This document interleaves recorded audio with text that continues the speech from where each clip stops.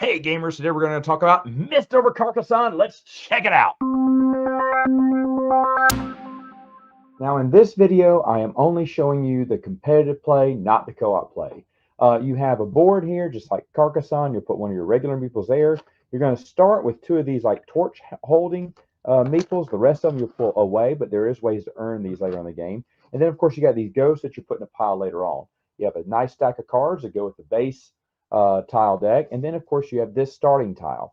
And just like before, you're just going to take a tile and place it on the map. There are little specials on this. For instance, if you were to place Mist with Mist in a competitive game, you're going to be able to put a ghost on another meeple. So if there was another meeple who's not a torchbearer, if it's a torch-bearing meeple, no ghost may be placed on him.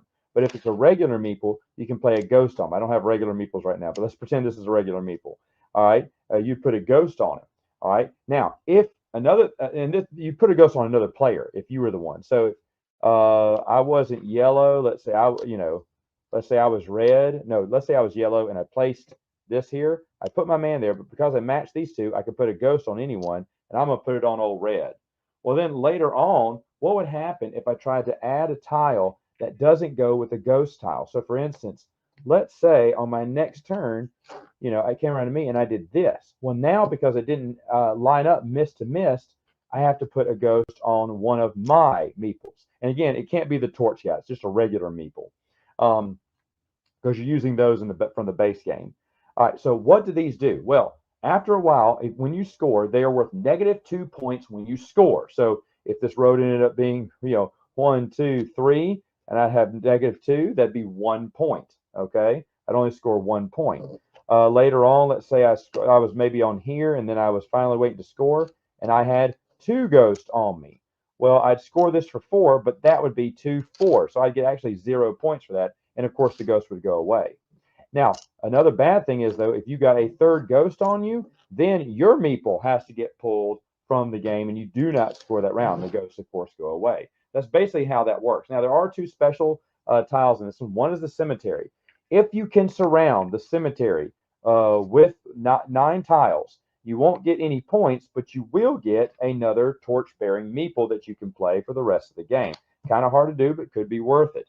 Another one is the castle, and the rules in competitive play state that if you surround a castle, you will score it by getting 2 victory points, including the castle. You'll get 2 victory points for every tile around it that has Mist. So you really want to surround these castles with a lot of Mist tokens here.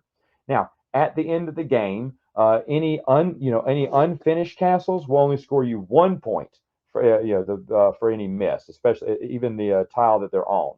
And other than that, of course, if you had 1 or 2 unscored ones, you're going to, of course, get those negative points. 1 negative point per ghost that's on you instead of the regular one when you'd score it. Now, there is a mini expansion to this one. It is called Spell Circles. It comes with a cap for the co-op game. Doesn't have anything to do with the competitive game. And the rules for the competitive game are kind of weak. What you do is when you throw one of these down, whenever you throw a Mist one down, and I guess if you don't connect it to a Mist, a ghost would come on you. But you can also decide to have 2 ghosts on me now. And let's say I suck this ghost and I can put him there. And so basically just pulls ghost off me or off any player. And basically that is the game in the mini expansion. Final thoughts. What do I think about the game? Well, I did not know this was an expansion or could be used as an expansion of the base game. So I didn't get it for a while. And then I finally learned that you could play it. Everyone talks about this game as a co-op. I played it as a co-op. It is awful as a co-op. No one liked it as a co-op. We do not like it as co-ops. So, but maybe you will. Every review I see covers the co-op. No one wants to cover how to include it in the base game. So that's what I did my version on is how do you play it with the base game? Playing it with the base game is fun. We actually enjoy this. There's a lot of tiles, so you're looking at a longer game when you combine it with the base game. But of course, matching up the fog is what's really important. It's kind of what's it called, mean and ugly as you're bumping other meeples off, which I usually don't like. But I like it. It's fun. Now, we played with the spell circles only once, because I got those in later. That's a really hard one to get. I would not get it at all.